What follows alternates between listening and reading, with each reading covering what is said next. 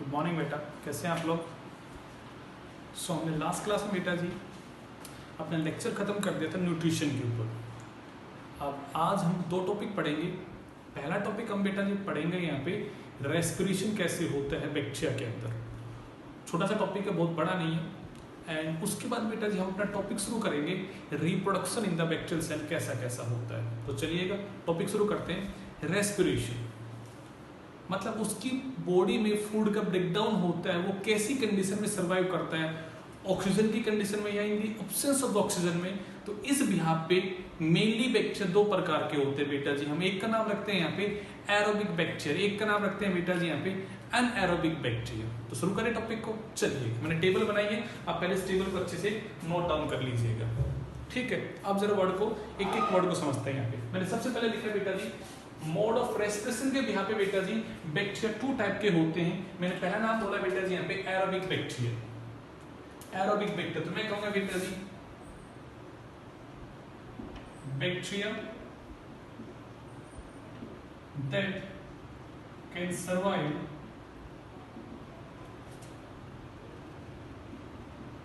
in presence of oxygen are known as aerobic bacteria, and the bacteria that can survive under the condition of the anaerobic यानी कि that can survive in the absence of oxygen वो वाले कौन है बेटा जी यहाँ पे anaerobic है। बट जो डेफिनेशन मैंने दी क्या ये परफेक्ट डेफिनेशन है? क्या सच में सारे एरोबिक बैक्टीरिया ऐसे होते हैं? तो हम कहेंगे नहीं। ये वर्ड सिर्फ हमने इस डेफिनेशन को डिफाइन करने के लिए दिया है बेटा जी।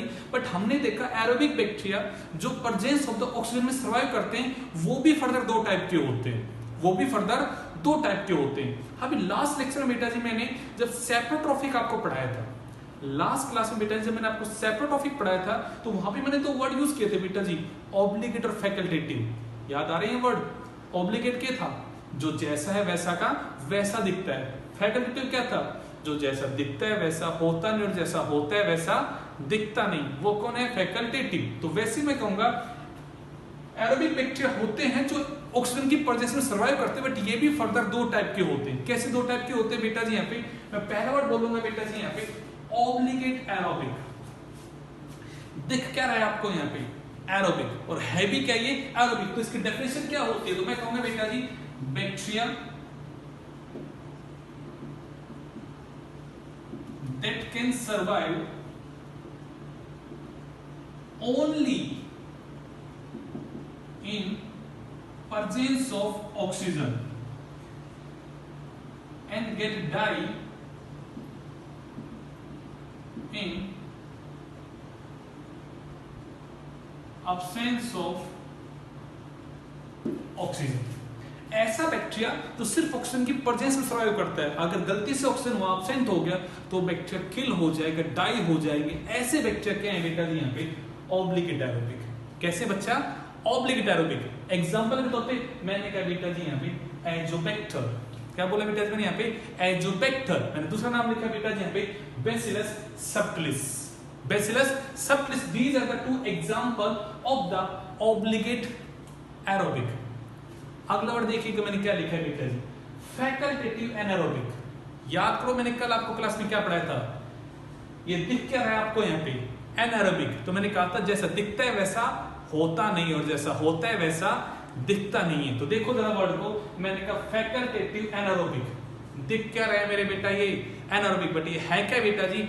Aerobic bacteria. तो मैं क्या कहूंगी कैसे एरोबिक है? तो मैं कहूंगा these are the aerobic bacteria that can also survive in the absence of oxygen। अगर गलती से ऑक्सीजन एब्सेंट हो जाए तो वो मरेंगे नहीं, वो वहां भी सर्वाइव कर लेंगे। ऐसे वाले बैक्टीरिया कौन से बेटा जी? यहाँ पे फैकल्टेटिव एनारोबिक है। लिखे तरह डेफिनेशन तो मैं लिखूंगा बेटा जी these are aerobic bacteria that can also survive in absence of oxygen।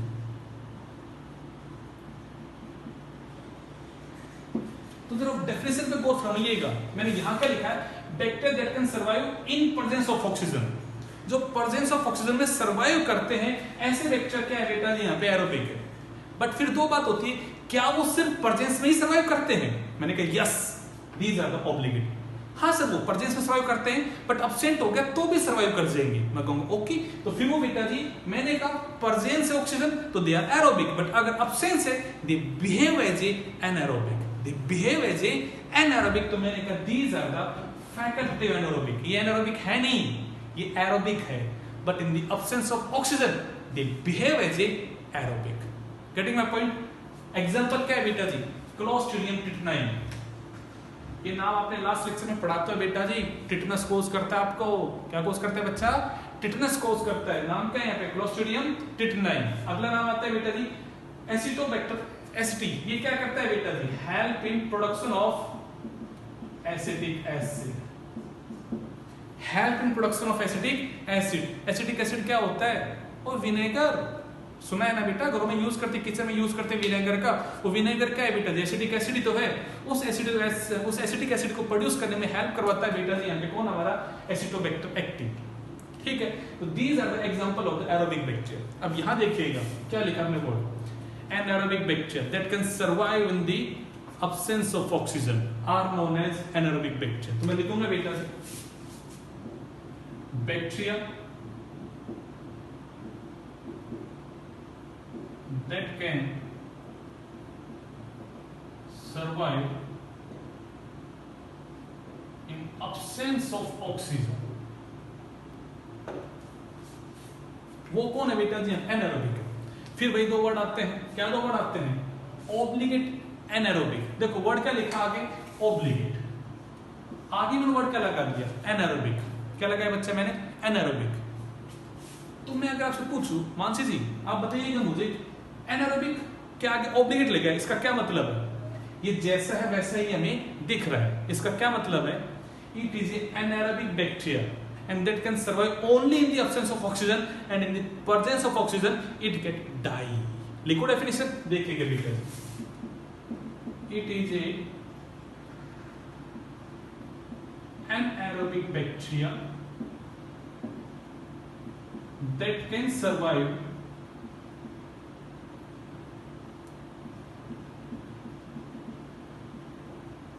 only in absence of oxygen and in presence of oxygen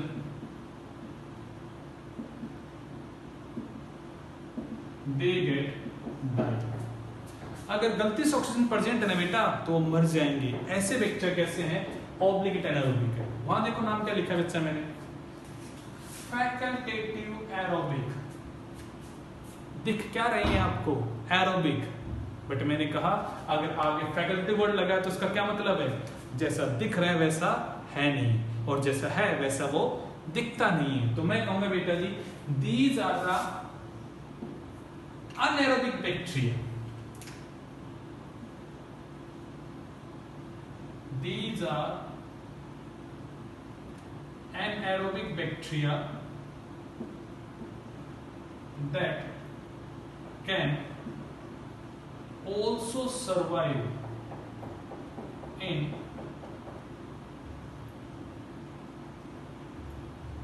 presence of oxygen। presence में सर्वाइव कर ले ऐसा एनारोबिक क्या है बेटा जी यहाँ पे? Facultative aerobic. तो एग्जांपल देखेंगे बेटा जी यहाँ पे ऑब्लिगेट एनारोबिक का क्लोस्ट्रिडियम बुटाइलिकम। ये नाम आपने लास्ट क्लास में सुना था बेटा जी। क्या है ये? याद आ रहा है? इससे एपिट्रोफिक बैक्टीरिया में पढ़ा था बेटा जी अपने, it cause the food poisoning. ओ बेटा याद रखो एग्जांपल, पीछे के रिकॉल करो चीजों को। यहाँ पे ये कहाँ यूज हुआ था बेटा जी? It cause food poisoning. क्या कॉज करता है बच्चा? फूड पॉइजनिंग को कॉज करता है। ये एपिट्रोफिक बैक्टीरिया में आता है बेटा जी। यहाँ नाम लिखेगा यहाँ पे रोडोसुडोमोनास and Rhodobacterium। These are the facultative aerobic, मतलब वो anaerobic है बट पर जब ऑक्सीजन में भी क्या करते हैं अपने आप को सर्वाइव करते हैं। तो it's topic about the respiration की बैक्टीरिया में कैसे कैसा मोड ऑफ रेस्पिरेशन होता है। तो आपने देखा या तो एरोबिक है या फिर बेटा यहाँ पे एनारोबिक है। एरोबिक भी दो प्रकार का, या तो बेटा जो ऑब्लिगेट एरोबिक है या फिर वो फैकल्टेटिव एनारोबिक है। याद रखना है बेटा जी, मैं एरोबिक के अंदर एनारोबिक वर्ड यूज कर रहा हूँ। मैंने कहा यहाँ भी दो तरह की बातें हैं, ऑब्लिगेट एनारोबिक, या मैंने बोला फैकल्टेटिव एरोबिक। दिख एरोबिक रहा है बट है क्या वो? एनारोबिक है। Getting my point? चलिएगा इट्स ऑल अबाउट रेस्पिरेशन, जो कि आपके एक छोटा सा लेक्चर था जो खत्म हो जाता है। अब अगला टॉपिक क्या पढ़ते हैं बेटा जी हम यहाँ पे, रिप्रोडक्शन।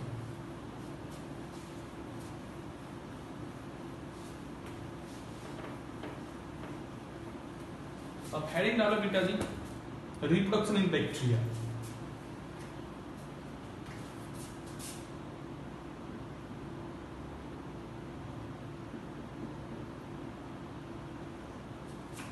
मैं आपको इस रिप्रोडक्शन वाले चैप्टर में 3 टॉपिक पढ़ाऊंगा बेटा जी। पहला टॉपिक आएगा बेटा जी यहाँ पे बाइनरी फ्यूजन, मतलब type of asexual reproduction. And majority of the bacteria अगर डिवाइड करते हैं तो किस मेथड से करते हैं बेटा जी आपके यहाँ पे, asexual, that is the binary fusion. एक पढ़ाऊंगा बेटा जी यहाँ पे स्पोर फॉर्मेशन। वो spore is not a type of reproduction, वो रिप्रोडक्शन का टाइप नहीं होगा, फिर एक स्पेशल केस होगा, क्या होगा उसकी हम बातें करेंगे। एंड थर्ड वर्ड होगा बेटा जी यहाँ पे सेक्सुअल रिप्रोडक्शन। आपको बता दो बेटा जब कैंसर बुक ने भी एक वर्ड यूज किया है, they have sort of sexual reproduction, they don't have the true sexual reproduction. तो वो सॉर्ट ऑफ सेक्सुअल रिप्रोडक्शन जो होगा बेटा, जो 3 प्रकार का आने वाला है, और उसका नाम आएगा बेटा जी यहाँ पे कंजुगेशन, ट्रांसफॉर्मेशन एंड ट्रांसडक्शन। तो हम यहाँ बातें करेंगे बेटा जी 2 तरह, 3 टॉपिक की बात करते हैं रिप्रोडक्शन में। हम यहाँ 3 बातें करने वाले हैं। पहला बेटा जी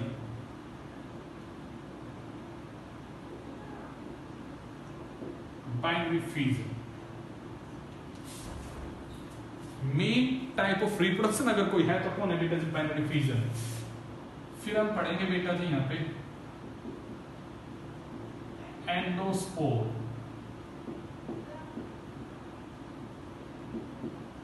फॉर्मेशन। एंड थर्ड हम पढ़ेंगे बेटा जी यहां पे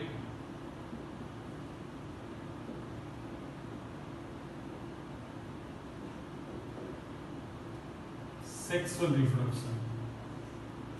मेरे बेटा मैं बार बार वर्ड बोल रहा हूं, कंफ्यूज मत होना बिल्कुल भी। यहां ट्रू सेक्सुअल रिप्रोडक्शन अब्सेंट है, रिप्रोडक्शन जैसा कुछ होगा बट ट्रू सेक्सुअल रिप्रोडक्शन यहां नहीं है। आपके एनसीईआरटी बुक में एक लाइन लिखी है, they have sort of sexual reproduction. वो सॉर्ट वर्ड का मतलब वैसा कुछ होता है बट ट्रू सेक्सुअल रिप्रोडक्शन वहां नहीं होता है बेटा। इसमें हम 3 चीजें पढ़ेंगे बेटा जी यहाँ पे।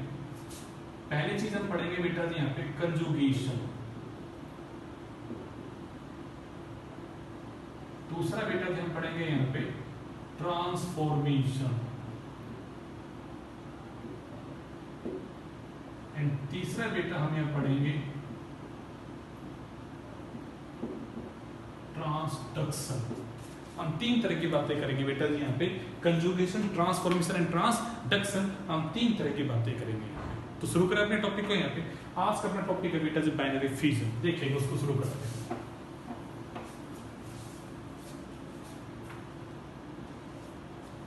सबसे पहले बेटा जी मोस्ट कॉमन एंड सिंपलेस्ट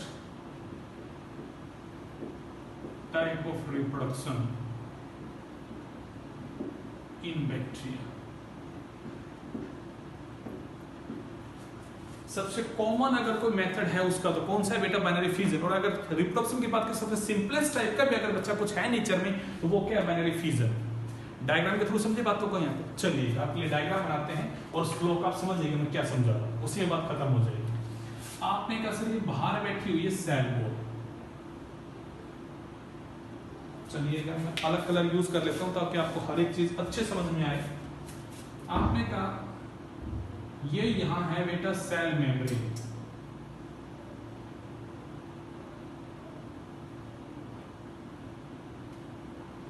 ये सेल मेम्ब्रेन जो है बेटा जी अंदर ऐसे इमेजिनेट हो रही है।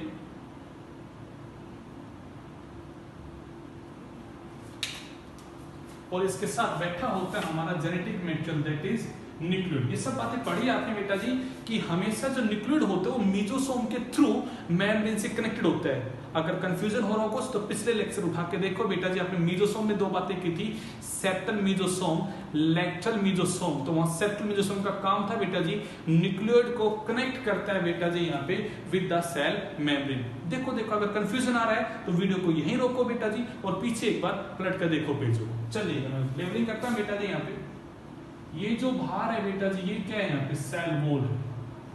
ये जो है वो क्या है बेटा जी, यहाँ पे सेल मेम्ब्रेन है।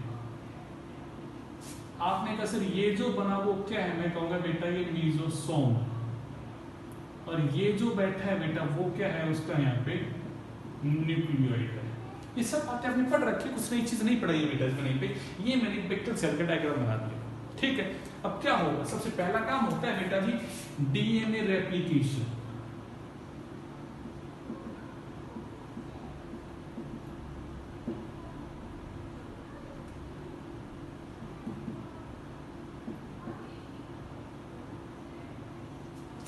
अब कोई पूछे आपसे डीएनए रेप्लिकेशन क्या होता है, तो मैं कहूंगा it is the process by which DNA make it's copy. तो लिख सकते हो यहां पे process by which DNA make it's copy. अपनी कॉपी करेगा, अपनी फोटोकॉपी करेगा, अपनी जैसे आइडेंटिकल चीज को बनाएगा। उस प्रोसेस का नाम क्या है बच्चा, यहाँ पे रेप्लिकेशन। और आपने कहा था कि मीजोसोम जो होता है यही हेल्प करता है रेप्लिकेशन। तो डायग्राम क्या बनेगा देखिएगा जरा। आपने कहा सर ये सेल वॉल है, बिल्कुल सेल वॉल है। सर ये सेल की मेम्ब्रेन है, मैंने कहा बिल्कुल सेल की मेम्ब्रेन है। आपने कहा सर ये मीजोसोम जो है उस मीजोसोम के साथ ये न्यूक्लियोइड है और ये न्यूक्लियोइड है। तो आपने कहा ये दोनों हमारे न्यूक्लियोइड की दो कॉपी बन गई। यहाँ पे एक न्यूक्लियोइड के कितने बन गए बेटा, यहाँ पे दो बन गए, ठीक है। अब आपने कहा बेटा जी यहाँ पे सेप्टा फॉर्मेशन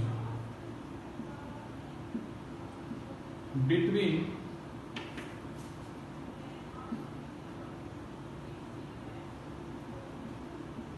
replicated न्यूक्लियोइड। देखो जरा डायग्राम को भाई, ये हमारा बैक्टीरिया था, ये उसकी सेल वॉल है।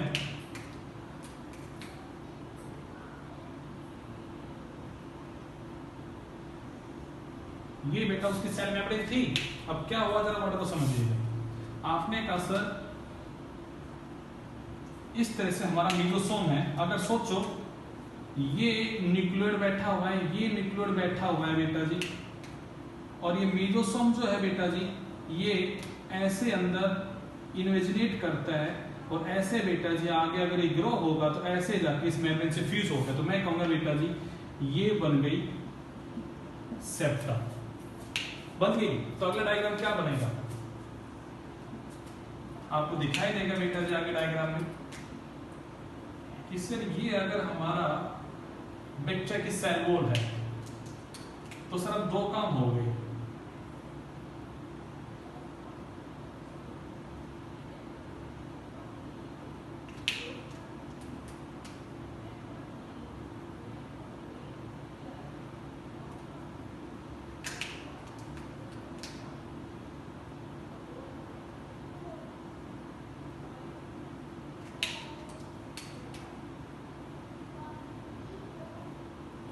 देखो हो गया दो काम, स्टेप बाय स्टेप देखो, कुछ कंफ्यूजन वाली बात नहीं है बेटा जी। ये एक बैक्टीरिया की सेल थी सर, ये मीजोसोम जिसके साथ न्यूक्लियोइड क्या आपका कनेक्टेड है।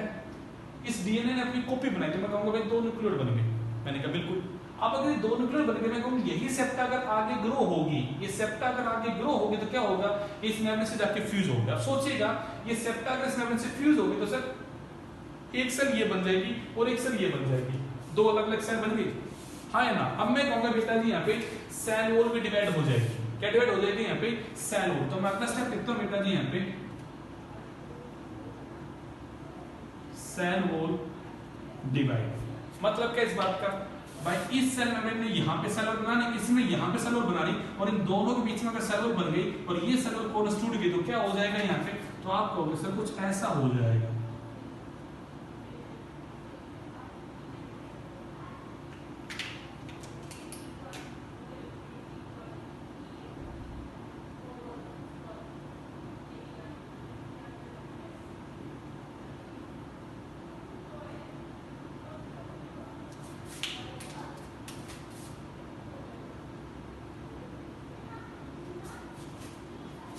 2 वेक्टर सेल बन गई।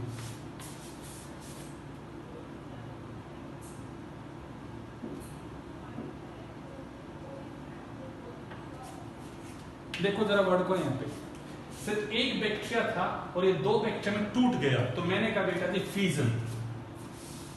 फीजन वर्ड का मतलब है स्प्लिट। फीजन वर्ड का क्या मतलब है? स्प्लिट, टूट जाना। बाइनरी मतलब 2। It is a process of reproduction in which a unicellular organism gets split into the 2 new individual। Definition लिखो बेटा नोटबुक में, क्या बोला मैंने यहाँ पे? It is a process of reproduction in which a unicellular organism gets split, टूट गया into the 2 new organism, then this process is known as binary fission। कैसे हुआ मैंने आपको बताया बेटा जी, समझ में आया? एक वेक्टर की सेल है, डीएनए पहले रेप्लिकेट करता है, 2 डीएनए बन जाते हैं, फिर जो 2 डीएनए बने बेटा जी, यहाँ पे दोनों न्यूक्लियोइड आपको जो है बेटा जी कनेक्टेड है विद द सेप्टा मीरोसोम। ये सेप्टा अगर आगे ग्रो होगी तो आपके ऐसे डिवाइड हो जाएगा बेटा जी। यहाँ पे तो आपने कैसे ऐसे 2 वेक्टर की सेल बन जाएगी यहाँ पे इसके अंदर। फिर इस सेल ने यहाँ पे सेल बनाई, इस सेल ने यहाँ पे, बीच में अगर सेल वॉल बन गई तो क्या होगा? ये सेल अलग, ये सेल अलग हो जाएगी। तो मैं कहूंगा बेटा जी ये देखिएगा 2 नई सेल बन गई। दैट्स इट, खत्म प्रोसेस। कौन सा बेटा? Binary fission.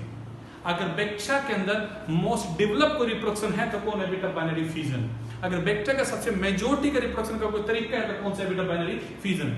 Most common and simplest way of reproduction अगर कोई है तो बेटा वो क्या है? Binary fission. खत्म हुआ। Getting my point? चलिए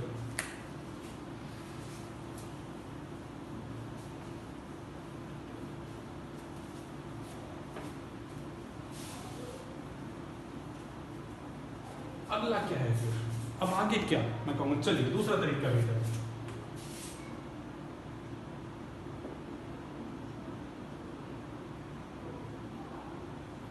एंडोस्पोर फॉर्मेशन। इसके बारे में खास बात, it is not a type of reproduction. फिर ये क्या है? During the unfavourable condition bacteria form spore to protect itself from the drastic unfavorable condition। Bacteria कभी स्पोर फॉर्मेशन से डिवाइड नहीं करता। ये बात लिख लेना नोटबुक में, अपने दिमाग पे इस बात को बिल्कुल फिट कर लेना बेटा जी। सेक्सुअल रिप्रोडक्शन ट्रूली और स्पोर फॉर्मेशन पहली बार अगर कहीं आया तो वो आया था प्रोटिस्टा किंगडम में बेटा जी, जो आप पढ़ चुके हो। स्पोर या सेक्सुअल रिप्रोडक्शन कभी भी बेटा जी यहाँ पे मोनेरा में नहीं आता है। याद रखना है मेरे भाई, यहाँ पे जो ये स्पोर बनता है, it is a type of protection from the unfavourable condition. तो मैं एक लाइन लिखूंगा बेटा जी, क्या लिखूंगा यहाँ पे? It is not a reproduction but bacteria protect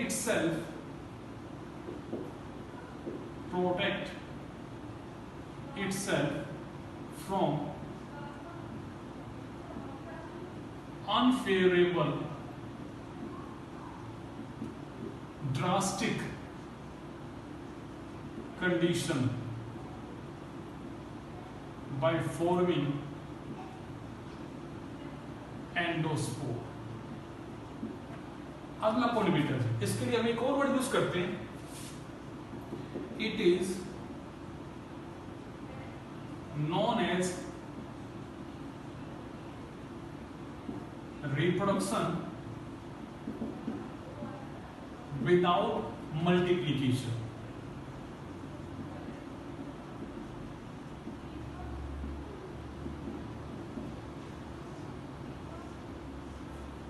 समझो जरा पॉइंट को। सर अभी बाइनरी फिजन आपने पढ़ाया, एक बैक्टीरिया से 2 बनेंगे, 2 से 4, 4 से 8, 8 से 16, 16 से 32, 32 से 64, 64 से 128, इस तरह से सर मल्टीप्लिकेशन हो रहा है, नंबर इंक्रीज हो रहा है बैक्टीरिया का। मैं कहूँगा बिल्कुल बेटा जी, पर जब वो स्पोर बनाता है तो उस टाइम पे नंबर कभी नहीं बढ़ता, बिकॉज वो एक रिप्रोडक्शन के टाइप में नहीं आता है।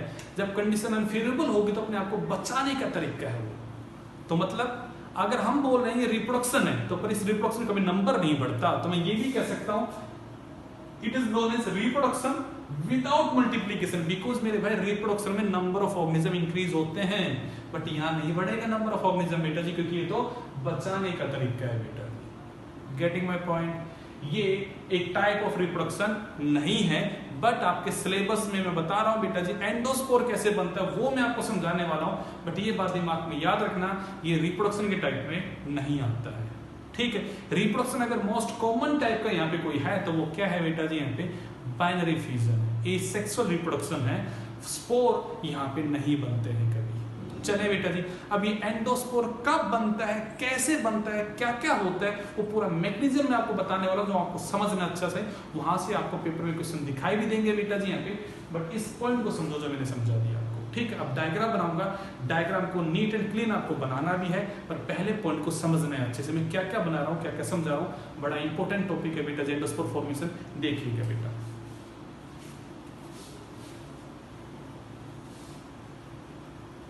स्टेप बाय स्टेप देखिएगा, मैंने जैसे डायग्राम बना रहा हूं वैसे बनाइएगा। ये बेटा जी पेक्टोरल की सेल है, आपने कह दिया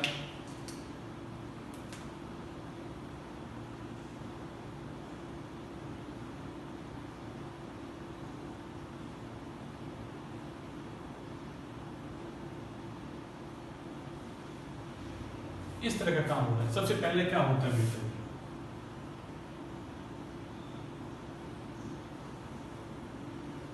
DNA replication and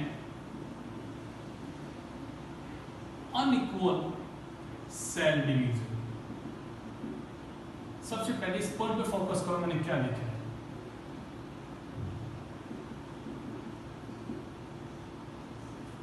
बेटा डीएनए रेप्लिकेट भी कर गया, 2 डीएनए बन गए, पहला पॉइंट। दूसरा पॉइंट, सेल यहाँ पे डिवाइड करिए, जैसा कि आपने बाइनरी फ्यूजन में पढ़ा था, बट यहाँ पे जब सेल डिवाइड करेगी तो उस सेल वॉल के अंदर 2 सेल तो बनेगी, बट वो दोनों सेल का डिवीजन कैसा है बेटा जी, अनइक्वल, मतलब एक बड़ी सेल बनेगी, एक कैसी बनेगी, यहाँ पे छोटी सेल बनेगी, एक यहाँ पे बड़ी सेल बनेगी तो कैसी बनेगी, यहाँ पे छोटी सेल बनेगी। रुको एक बार,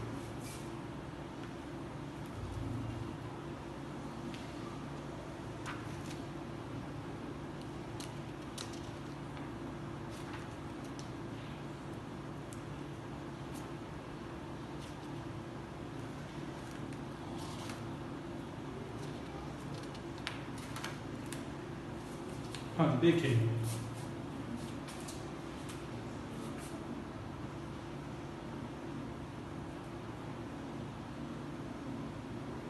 ये सेल बोले बेटा, अब क्या हो गया, आपने कहा सर ये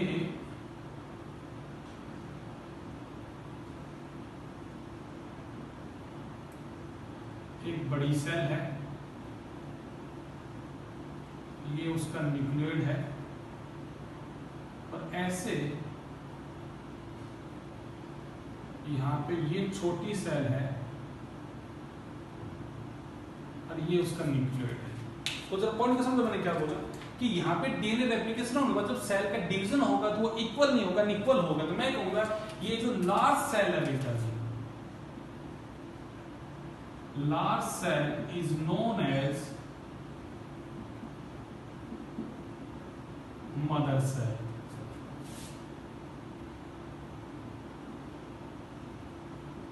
small cell is known as forespore. ये मैं कहूंगा फोर्स सेल, कुछ भी कहते हैं, एक डॉटर सेल है यहाँ पे, ये एक स्पोर बनने के लिए तैयार होने वाली सेल है बेटा जी, 2 सेल बन के तैयार हो गई। अब अगला काम क्या होगा तो उसको जरा समझिएगा।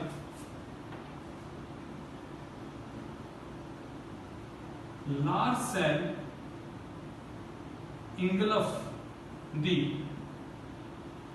स्मॉल सेल, बड़ी वाली सेल ने छोटी वाली सेल को इंगल्फ कर लिया, निगल लिया, बड़ी वाली सेल ने छोटी वाली सेल को इंगल्फ कर लिया, निगल लिया, तो क्या होगा जरा वर्ड को समझ कर देखो।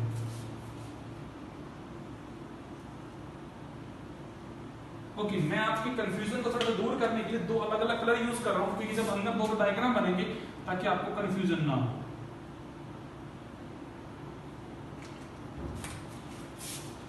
आई होप आपको समझ में आ जाए, कलर दिखाई दे जाए मेरे भाई आपको अच्छे से।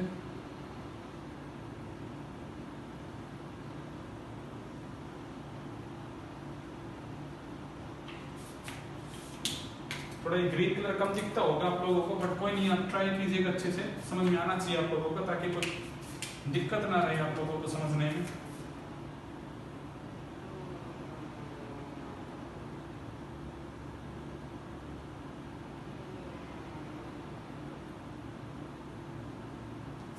समझो बेटा जी, ये बड़े वाली सेल छोटी वाली सेल को इंगल्फ कर रही है, तो कैसे इंगल्फ हो रहा होगा, तो मैं वो बनाने की कोशिश कर रहा हूं बेटा जी।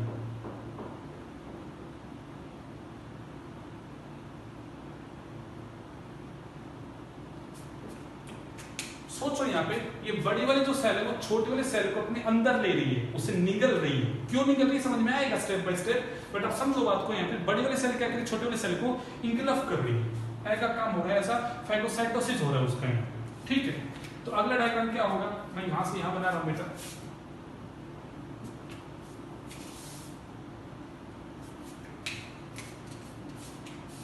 तो आप कहोगे सर ये बाहर तो सेल वॉल थी, मैं कहूंगा बिल्कुल बेटा। अब जरा सोचना बेटा, ये सर बड़ी वाली सेल ने छोटी वाली सेल को इंगल्फ कर दिया। तो डायग्राम को समझो जरा एक बात के लिए, अगर ये सेल अंदर जाएगी तो ये इसकी सेल मेम्ब्रेन में तो इसे बाहर से कवर करेगी, हाँ कि ना। तो मैं कहूंगा बेटा जी सोचो, अब डायग्राम का सोचो, ऐसे जाते जाते जाते जाते क्या हो गया होगा, ये अगर छोटी वाली सेल अपने डीएनए के साथ इस सेल के अंदर आ गई, तो पॉइंट को समझ के देखो, जब ये अंदर आई होगी तो ये मेम्ब्रेन भी तो ऐसे अंदर इमेजिनेट होती गई है, हाँ या ना। तो मैं कहूंगा ये जो स्मॉल मेम्ब्रेन होती है, जो स्मॉल सेल है, इसको बाहर से कवर करेगी बेटा जी यहाँ पे लार्ज वाली सेल की मेम्ब्रेन। तो मैं कहूंगा बेटा जी डायग्राम कुछ ऐसा बन गया यहाँ पे।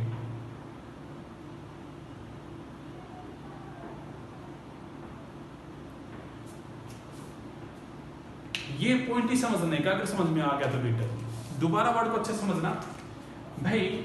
मैं इस तरह की बात कर रहा हूं, ये चीज ऐसे अंदर आ रही है, तो जब ये अंदर जाएगी तो ये जो सेल मेम्ब्रेन है ये भी तो अंदर इमेजिनेट होगी।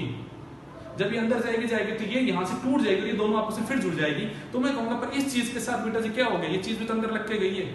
आप ये सोच के देखो, आपके दूध के ऊपर मलाई आई हुई है, दूध के ऊपर मलाई आई हुई है, आप घर में एक्सपेरिमेंट करके देख लो, चाहे इस चीज का दूध के ऊपर मलाई आई हुई है, आप अगर अपनी उंगली को अंदर दोगे और अगर वो मलाई बड़ी टाइट हो चुकी, रिजिड हो चुकी, तो क्या होगा, आपके हाथ के साथ तो मलाई भी तो अंदर जाएगी।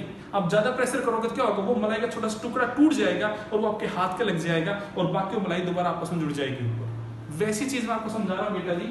ये लार्ज सेल ने स्मॉल सेल को इंगल्फ कर लिया, तो एक्चुअली इस स्मॉल सेल के अंदर आने के साथ उसकी बाउंड्री कितनी होगी, 2 होगी। तो मैं कहूंगा बेटा जी यहाँ कहानी ये बन गई, ये है बेटा जी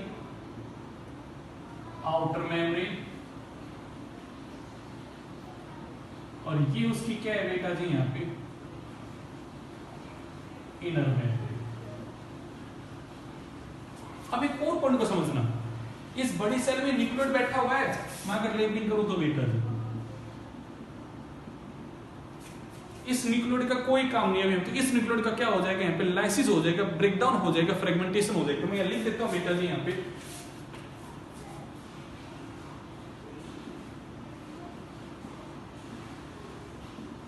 फ्रेगमेंटेशन ऑफ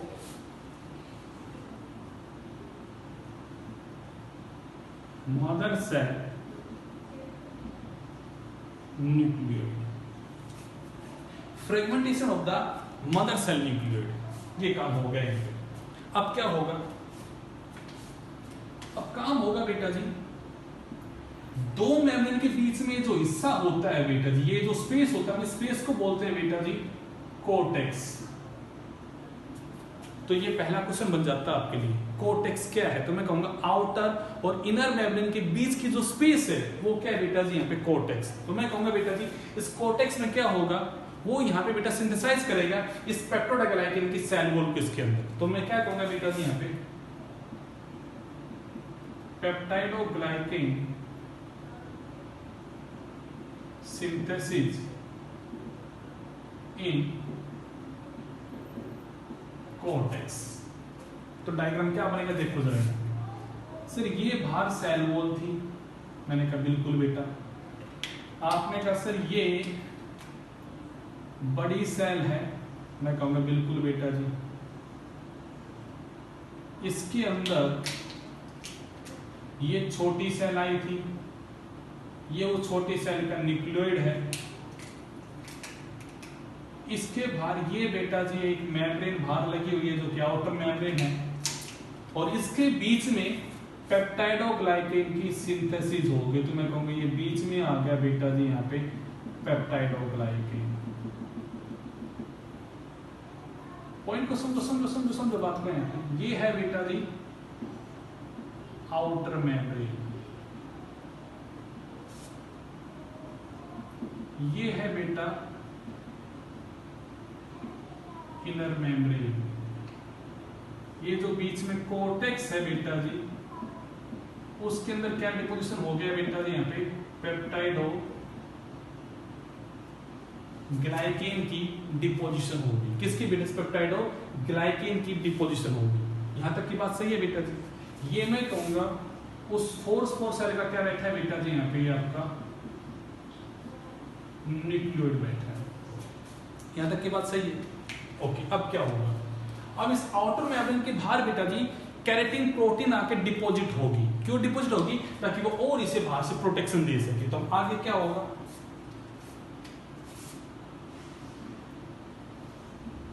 एक्सोस्पोरियम और कोट प्रोटीन सिंथेसिस। अब यहां पे पॉइंट को समझना, ये जो कोट प्रोटीन होती है ये कौन होती है? तो आपको याद रखना है बेटा जी केराटिन प्रोटीन। बेटा केराटिन प्रोटीन में बहुत ही स्टेबल होती है और बहुत ही बेटा जी आपको प्रोटेक्शन करने में हेल्प करवाती है। जैसे कि आपसे बात ही की जाए, आपके हेयर केराटिन प्रोटीन के बने होते हैं, तो ये बड़ा ही रिजिड होता है, ये प्रोटेक्शन करने का काम करता है। आपके नेल में केराटिन प्रोटीन होता है, इवन जो गाय भैंस के जो सींग होते हैं वहां पे क्या होता है? केराटिन प्रोटीन होता है बेटा जी। तो ये बहुत टफेस्ट लेयर बनता है बेटा जी यहाँ पे, जो इजिली डिग्रेड नहीं होता है। तो वैसे सोचिएगा अंदर पेप्टाइडोग्लाइकेन है, अब इसके बाहर केराटिन का डिपोजिशन होगा तो क्या होगा? जरा वर्ड को समझ के देखो।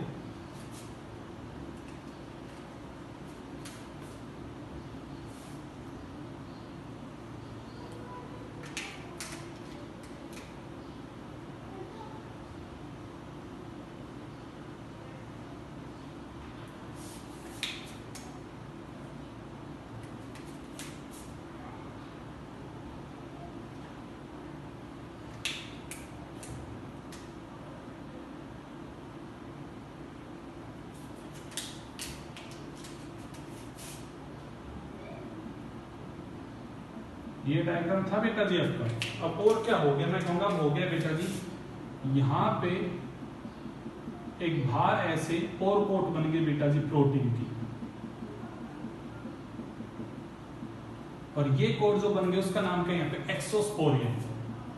क्योंकि बाहर बनी तो इसका नाम होता है बेटा जी यहाँ पे एक्सोस्पोरियम, या इसे हम बोलते हैं बेटा जी यहाँ पे कोट लेयर। यहां तक की बात सही है? अब इसके बाद क्या होता है? ये स्पोर यहां से रिलीज हो गया बेटा जी,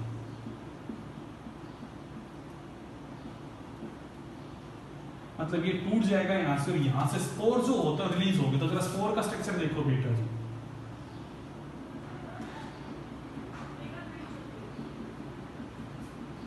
ये बाहर उसकी क्या है बेटा जी यहाँ पे? एक्सोस्पोरियम है।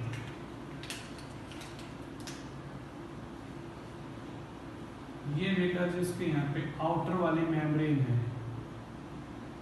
बिल्कुल बेटा।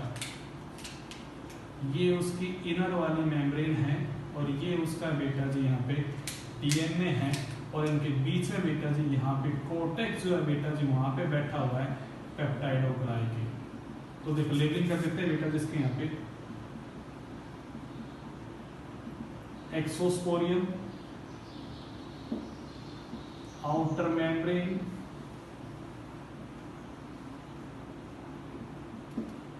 कोर्टेक्स, और वहां पे क्या बैठा है बेटा जी? पेप्टाइडोग्लाइकेन। ठीक है, ये क्या है बेटा जी? इनर मेम्ब्रेन,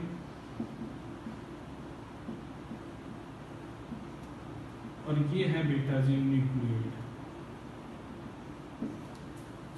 अब एक पॉइंट और समझना बेटा जी, क्या समझना आपको यहाँ पे, ये जो कॉर्टेक्स होता है,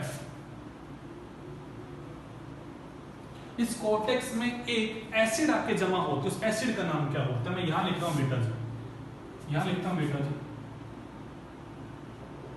इन cortex die calcium, in cortex calcium डाइट्रिक्लोनिक acid present.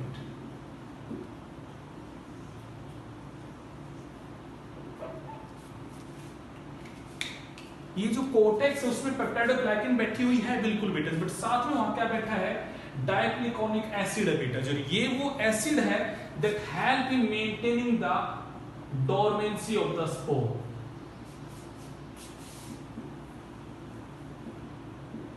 Help in maintaining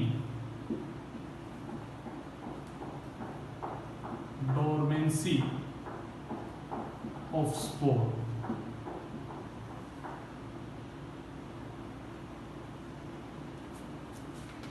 चलो कंफ्यूज नहीं होते, एक बार दोबारा बात को शुरू करते ताकि आपकी चीज सिंप्लीफाई हो जाए। मैं क्या समझाने की कोशिश कर रहा हूं। सबसे पहले बेटा जी वेक्टर की सेल बैठी है। पहले एक पॉइंट दिमाग में बनाओ बेटा जी, स्पोर जब बनाता है यहाँ पे तो वो इसलिए बना रहा था कि अपने आप को बचा सके अनफेवरेबल कंडीशन से। उसका रिप्रोड्यूस करने का तरीका नहीं है, वो अपने आप को बचाना चाहता है फ्रॉम द अनफेवरेबल कंडीशन। तो उसने क्या किया, सबसे पहले अपने डीएनए को रेप्लिकेट करके 2 सेल बनाई। एक सेल बड़ी बनती है, एक सेल छोटी बनती है। बड़ी वाली जो सेल होती है छोटी वाली सेल को इंगल्फ कर लेती है। उसके इंगल्फ की वजह से जो अंदर सेल आई है, अब उसके 2 मेम्ब्रेन है, जो आउटर और जो इनर मेम्ब्रेन, उसके बीच में जो स्पेस होता है बेटा उसको हम बोलते हैं कॉर्टेक्स। उस कॉर्टेक्स के अंदर वो जमा कर लेता है बेटा जी पेप्टाइडोग्लाइकिन को। पेप्टाइडोग्लाइकिन आपने पढ़ा है बेटा जी, एक टफ प्रोटेक्टिव लेयर है बेटा जी यहाँ पे, जिससे वो अपने आप को अनफेवरेबल कंडीशन में इजीली क्या करेगा, प्रोटेक्ट करेगा। आपने कहा बिल्कुल सर, यहां तक की बात ये बनकर तैयार हो गई। अब उसने उसी पेप्टाइडोग्लाइकिन में एक और एसिड को जमा कर लिया। किसको बेटा जी? एक सोल्ट को जमा कर लिया। उसका नाम क्या है? कैल्शियम। मैंने लिखा Ca मतलब कैल्शियम।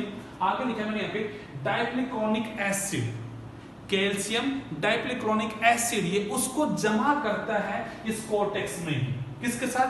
पेप्टाइडोग्लाइकिन के साथ। क्यों जमा करता है? तो मैं कहूंगा भैया जी, इस कैल्शियम डाइक्लिकोनिक एसिड का काम होता है इस पूरे के पूरे बैक्टीरिया की सेल को बेटा जी अनफेवरेबल कंडीशन में प्रोटेक्ट करना। किन से प्रोटेक्ट करना?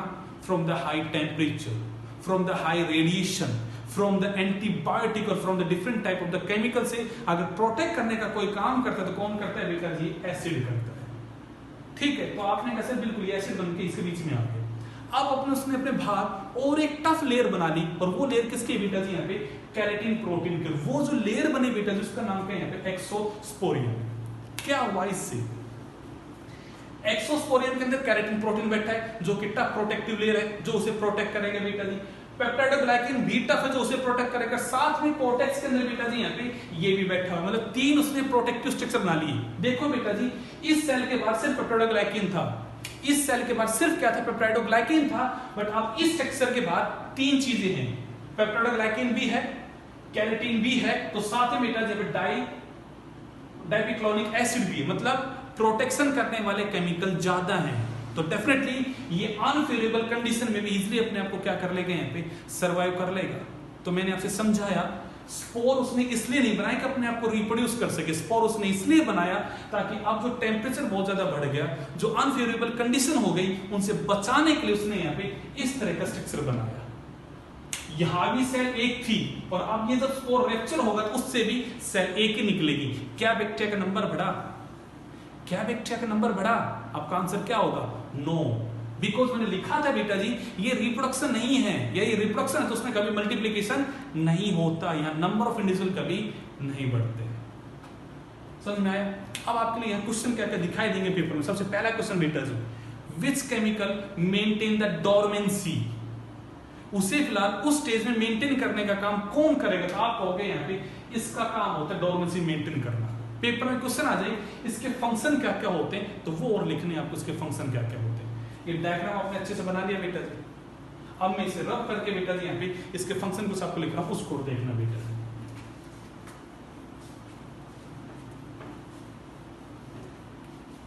किसके फंक्शन की बात करें बेटा जी? यहाँ पे मैंने लिखा बेटा जी कैल्शियम डाइपीक्लोनिक क्लोनिक एसिड के फंक्शन सबसे पहले maintain dormancy,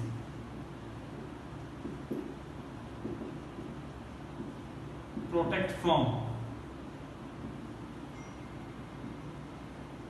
high temperature,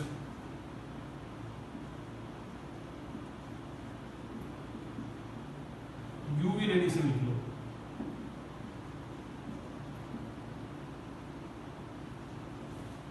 UV raise, और क्या कहूँ मैं यहाँ पे एंटीबायोटिक, और मैं क्या कहूँ बेटा जी यहाँ पे केमिकल, एंड सबसे मेन बात बेटा जी यहाँ पे